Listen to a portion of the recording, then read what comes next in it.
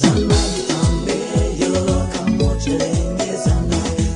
book, Mountains Beyond Mountains, really began when I ran into Dr. Paul Farmer by accident in Haiti, and Strength in What Remains began in much the same way when I met Deo on a visit to Paul Farmer. In both cases, I was interested initially not in the issues that interested those men, but in the outlines of their lives, which seemed eminently suited to storytelling. I do know that Strength in What Remains is not about Africa, conceived by so many of us Americans as one vast dysfunctional country. I know that I didn't want to make Burundi seem exotic. I wanted to make it comprehensible. We hear about mass slaughter in distant countries, and we imagine that murder and mayhem define those locales. I hope Deo's story would humanize our view of Burundi and also open up that part of New York that seems designed to be invisible, the service entrances of the Upper East Side, the camping sites in Central Park.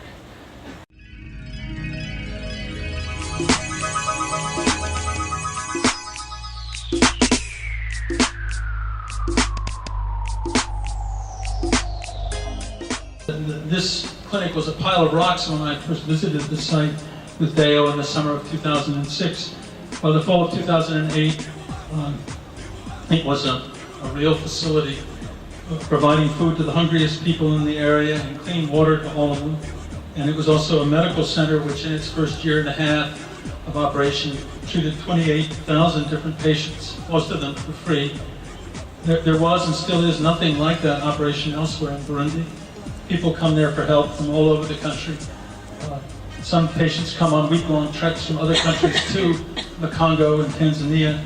And some visitors have come not for medical help, but only to look at the clinic. When Deo asked one of these people why he'd come, and then replied, to see America.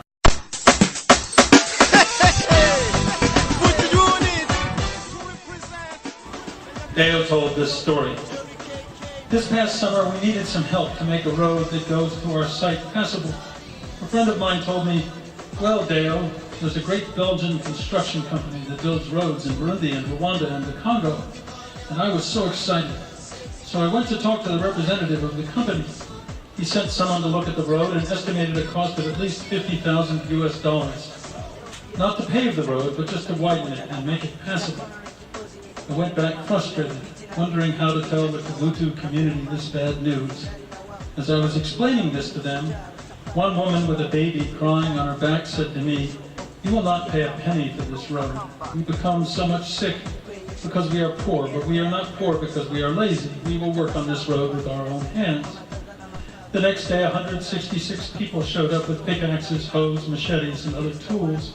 One of the volunteers was a woman who came to work with a sick child. When a friend of mine and I looked at the baby, we saw that the baby was sweating. I then asked the mother why she came to work with a child that sick, and she said to me, "Well, I've already lost 3 children, and I know this one is next, whether I stay at home or come to work here. So it's better for me to join others and make my contribution, which hopefully will help to save someone else's child who will be sick but alive when you have a clinic in Kabutu." The entire road, 6 kilometers long, was rebuilt by these people with machetes and hoes. The same day the road was finished, the representative of the Belgian road construction company called me to negotiate the price. You can imagine how I felt to get that call from him. I said to him, "Thank you so much for your call, but it's already done." He was obviously shocked and said to me, "What do you mean? Who did it? We are the only road construction company in the entire region." And I said, "Not anymore." Masista wakijirusha wakijazika sister njo useme unachotaka